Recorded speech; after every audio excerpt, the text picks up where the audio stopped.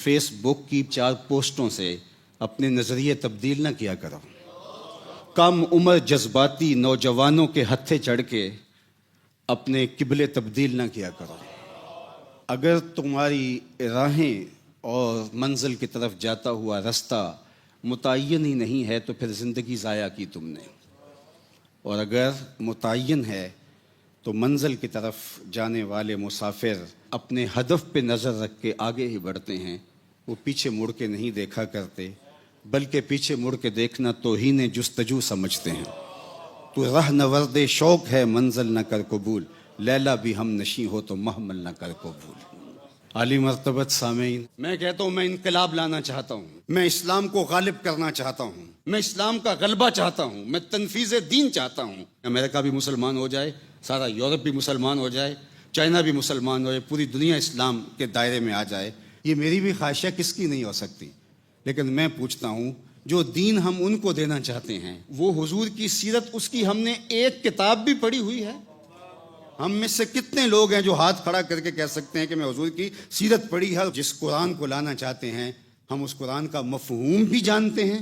کتنے لوگ ہیں؟ تو میاں پہلے اپنے گھر کو تو دیکھ لیجئے، پہلے اپنے آپ کو تو دیکھیے۔ وہ خان صاحب نے کہا تھا کسی کی ترغیب سے کہ کلمہ پڑھانا بہت ثواب ہے، تو ایک شخص کو لٹا لیا اور گردن پہ چھری رکھ کے کہا کلمہ پڑھو، تو وہ مجبور مرتا کیا نہ کرتا، تو اس نے کہا پڑھاؤ، تو کہا آپ ہی پڑھو، تو کہا نہیں آپ پڑھو، کہا مجھے نہیں آتا، خود ہی پڑھو۔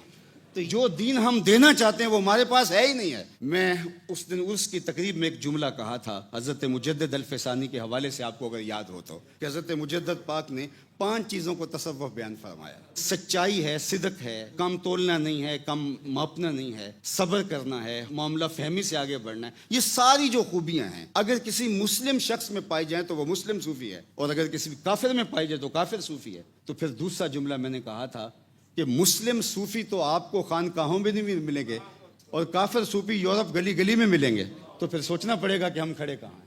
آج خانقاہوں میں بھی صادق اور امین نہ ملے، آج اسمبلیوں میں بھی صادق اور امین نہ ملے، اور جاپان کا بچہ بھی صادق ہو، تو پھر ہمیں سوچنا پڑے گا کہ ہمیں پہلے کوئی اپنا عملی نمونہ پیش کرنا ہے۔ تو دوبارہ مکے آنا ہوگا، اور مکے میں اللہ کے محبوب صلی اللہ علیہ وسلم نے اپنی پاکیزہ سیرت سے، کردار سے اور قرآن سے تربیت کی ہے۔ آج اتحاد کی بات ہوتی ہے، اگر یہ 2 ماخذ ہوں ہماری تربیت کے، تو فطری طور پہ اتحاد خود بخود امت کا ہوتا چلا جائے، کیونکہ جب فکر یکجا ہوگی، ہمارے اسلاف مختلف خطوں میں ہوئے ہیں، بعض اوقات ان کی آپس میں ملاقات تک بھی نہیں ہوئی، لیکن فکری وحدت تھی، اس لیے کہ ماخذ قرآن تھا، حضور کی سیرت تھی۔ لیکن ایک کمرے میں بیٹھ کر کے بھی اگر ہمارا ماخذ ایک نہیں ہوگا، اور ہماری خواہشات کے نتیجے کے اندر ہماری شخصیت پروان چڑھے گی، تو پھر اس کا نتیجہ یہ ہوگا کہ ایک کمرے کے اندر، ایک مدرسے میں، ایک خانقاہ کے اندر، ایک شہر کے اندر ہمارا اتحاد نہیں ہو سکتا۔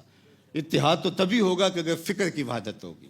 فکر کی وحدت خود بخود ہمیں جوڑے گی اور ہمیں ایک قوم بنائے گی۔ محمد عربی سے ہے عالم عربی، وہ ایک بنیاد ہے جس بنیاد سے قوم ماض وجود میں آتی ہے۔ اس امت کو آگے لے جانے کے لیے حضور کی سیرت کا مطالعہ کرنا ہوگا۔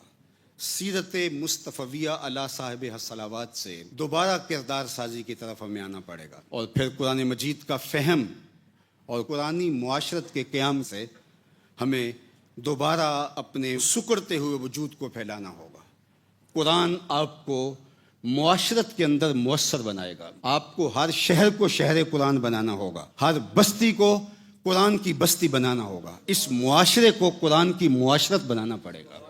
ام المومنین سیدہ عائشہ رضی اللہ تعالیٰ عنہ کا قول سنیے، فرماتی ہیں سارے شہر تلواروں سے فتح ہوئے ہیں، مدینہ قرآن سے فتح ہوا ہے۔